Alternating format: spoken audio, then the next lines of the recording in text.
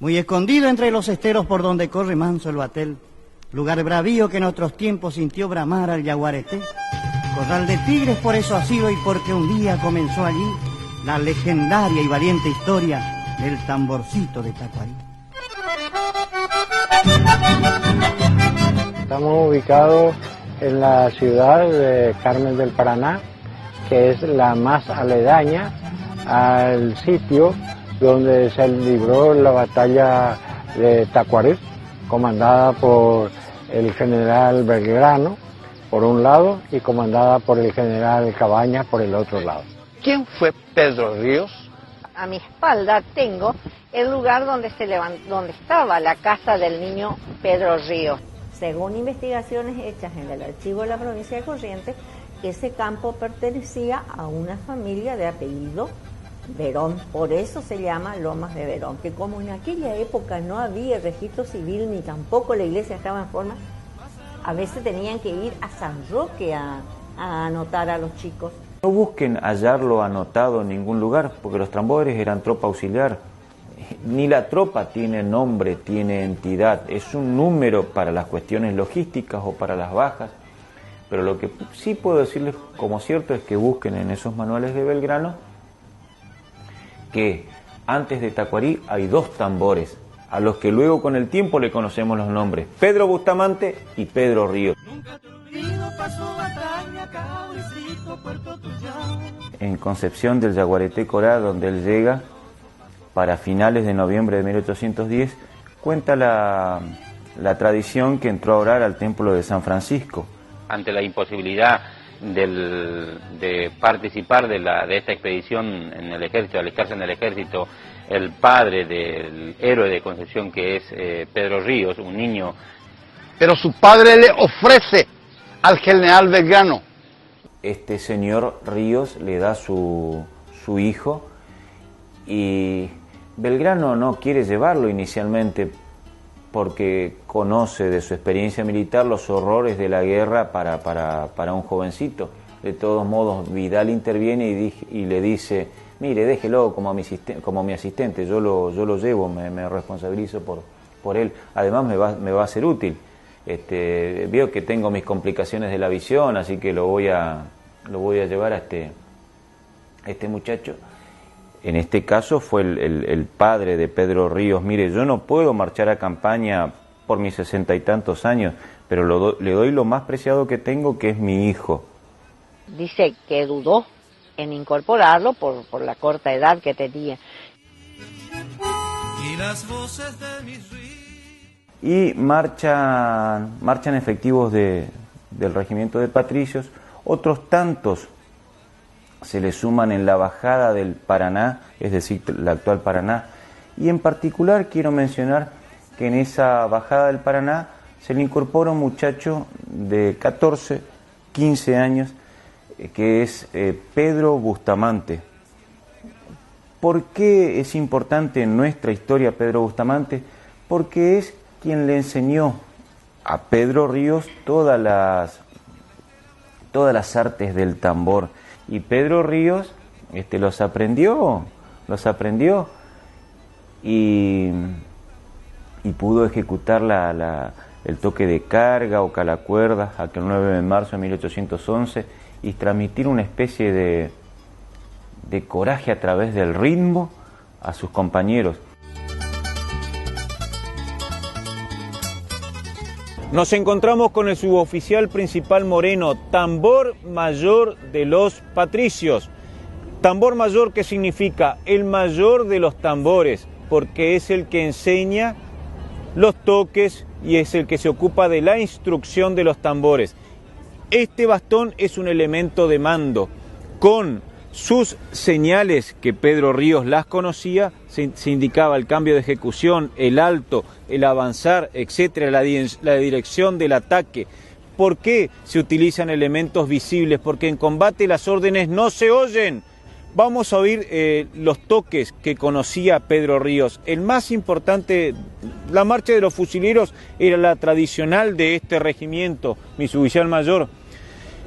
Oigan, por favor, estos tambores son como en la época de Pedro Ríos, nada más que antes estaban tensados con cueros. pero ahora tienen sogas y parches muy propios de este tiempo. Esta es la marcha de los fusileros, una marcha antigua española que fue heredada por nuestros cuerpos criollos.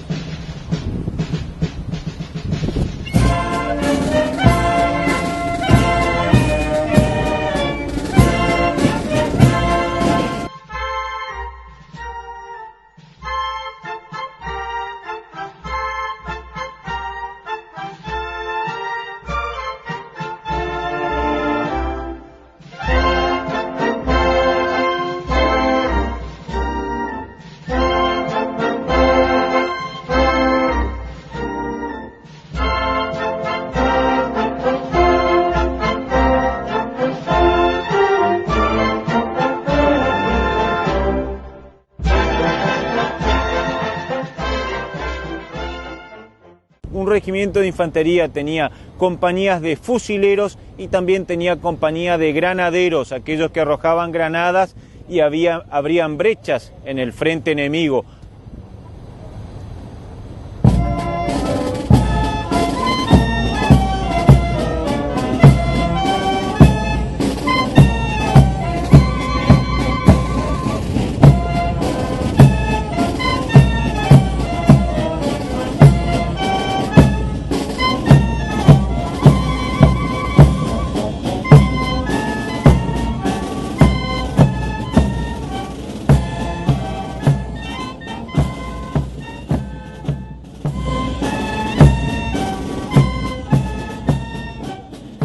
Fue el último toque que ejecutó Pedro Ríos en la carga de los patriotas en Tacuarí. Es un toque muy ágil, oportuno para cargar o dar el asalto final al trote.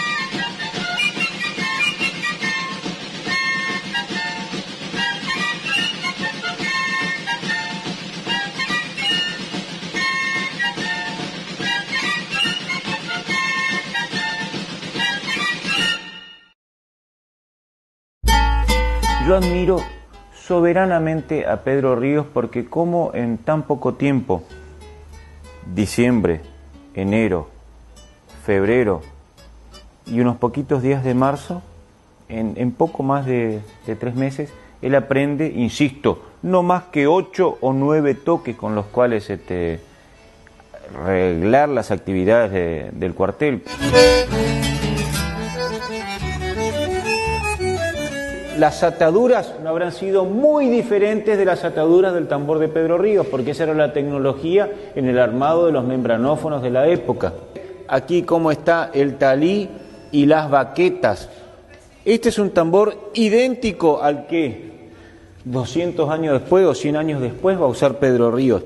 Fíjense, los tambores siempre con los escudos reales en sus cajas. Fíjense las templaderas para templar y las ataduras del tambor. Vemos en particular aquí una gran habilidad que tenían los tambores de aquella época, que era hacer sus propios parches de cuero de oveja. Y Pedro Ríos aprendió en esos pocos meses en que se desempeñó como tambor a tensar y destensar la caja.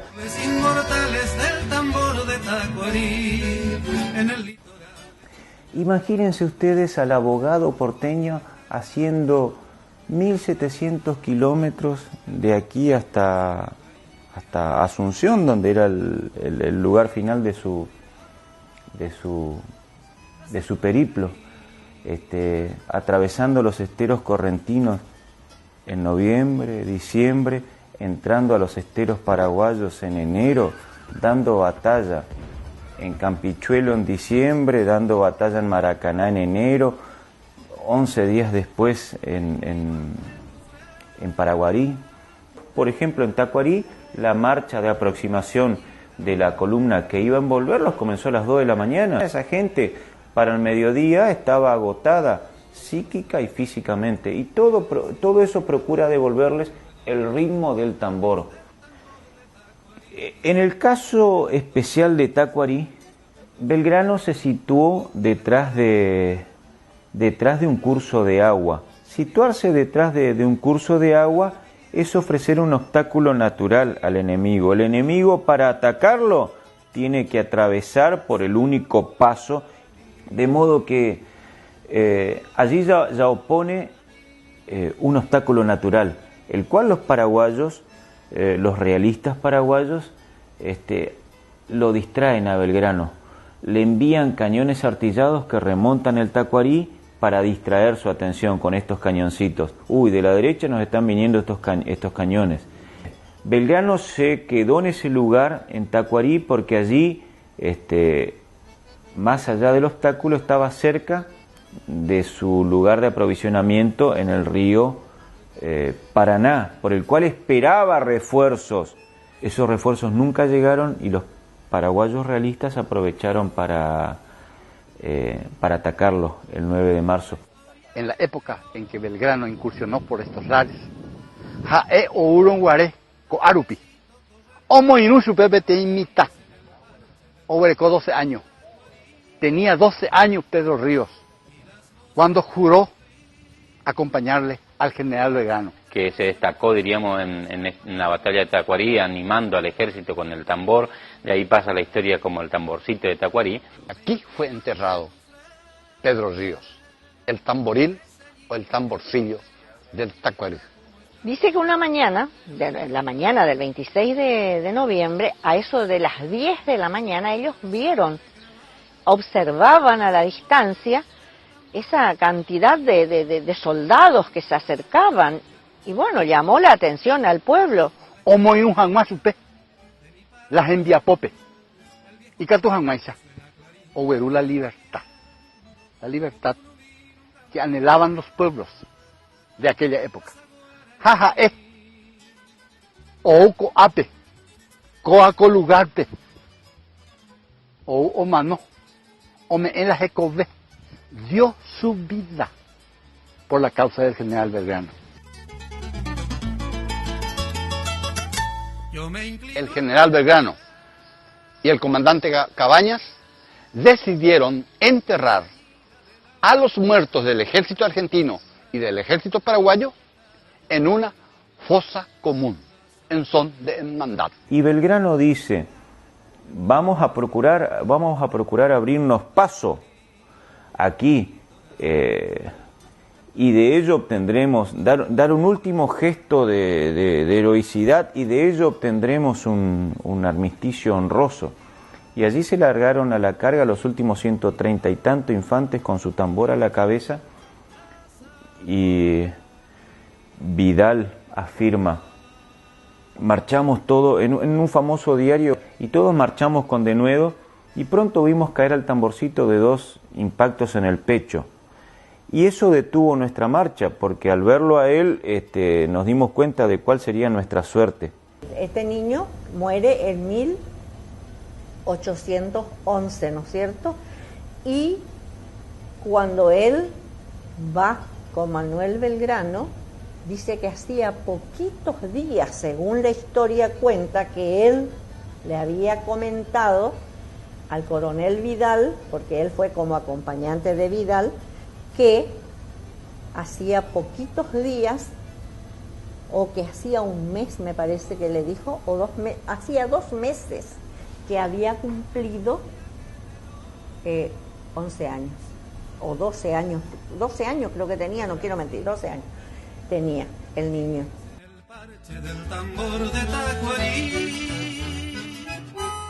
¿Por qué el ejército de Belgrano llevaban tambores y llevan músicos a la campaña? ¿Por qué llevan, no quiero hablar de niños, por qué llevan muchachos a la campaña? Porque era una licencia que les otorgaban las ordenanzas de Carlos III. Es fundamental también que involucremos a este personaje, a Carlos III y toda su legislación, porque de él emanan los toques que luego habría de ejecutar Pedro Ríos, el famoso toque de Calacuerda, y los 8 o 9 que yo presumo que conocería. Con 8 o 9 toques él podría ordenar la vida en campaña. Todo esto de acompasar la marcha de los ejércitos, que vendría a ser la misión de Pedro Ríos, acompasar la marcha de los que van a la guerra y de los que combaten,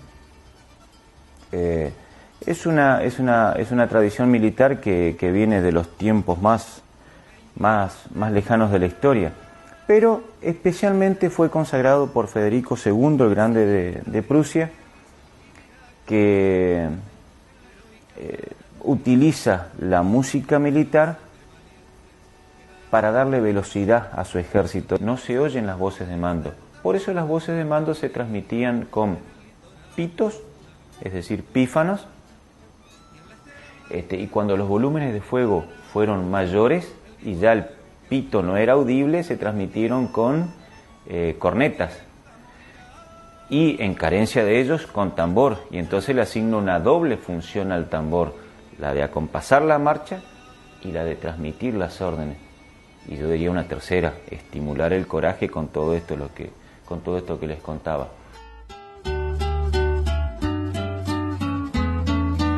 En un combate todo es confusión, eso es el combate.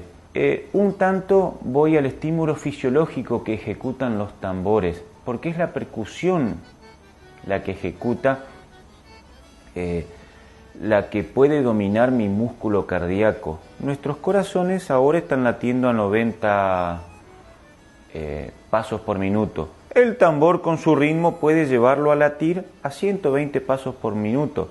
Si respiro y mi corazón late a 120 pasos por minuto, llega más sangre a la cabeza, tengo mejor respiración, tengo mayor agilidad mental que supere todas aquellas inhibiciones propias del miedo. Y eso es lo que provoca el tambor. Yo me inclino ante tu frente. Los primeros tambores llegaron al Río de la Plata en 1536. Los capitanes de la hueste española iban fundando ciudades. Si son ciudad, 4 corrales, dice una copla. Si son ciudad, 4 corrales.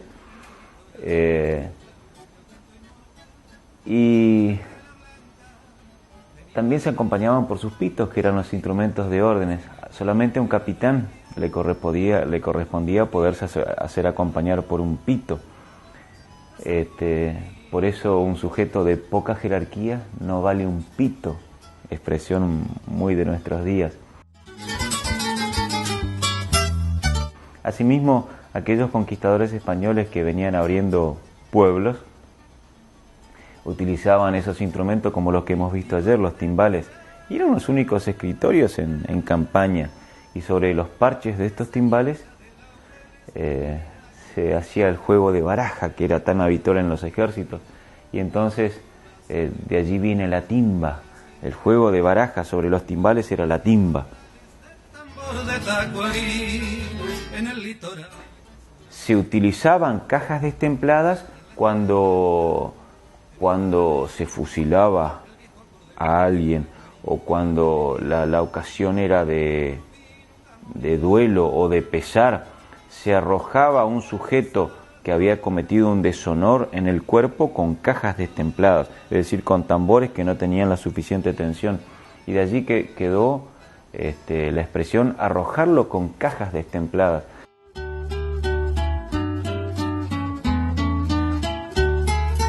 Esos cañones tenían un alcance eficaz de 600 metros, tiraban balas macizas que causaban, donde esa bala transitaba,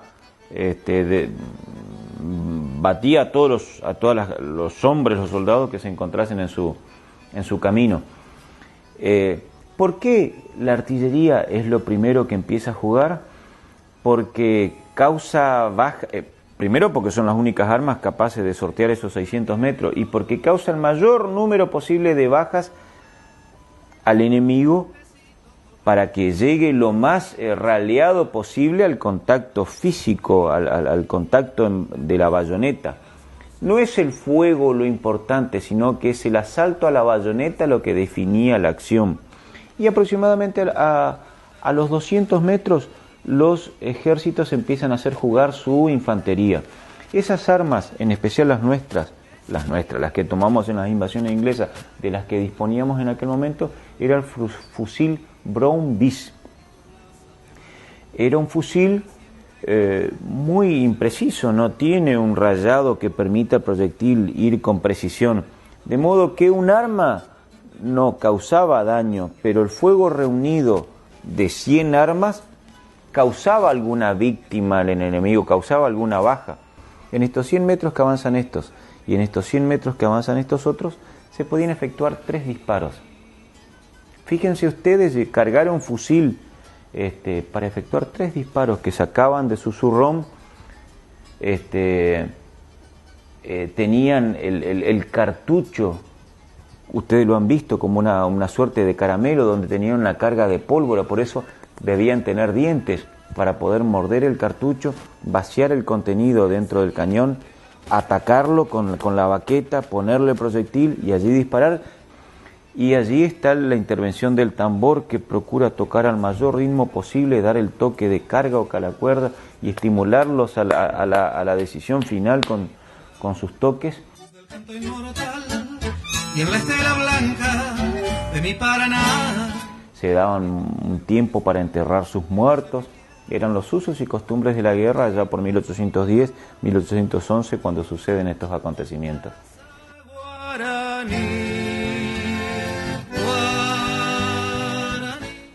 No es casual que Belgrano haya pasado por Concepción, no es una casualidad.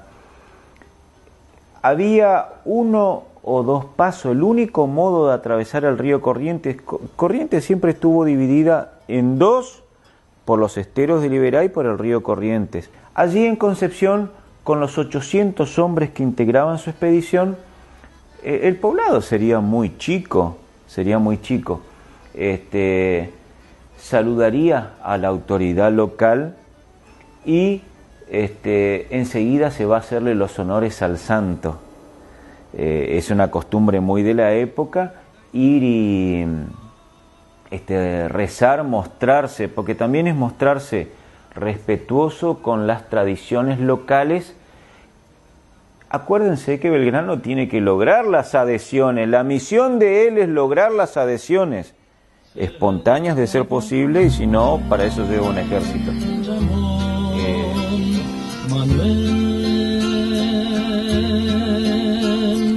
Nadie sabía su nombre, solo él.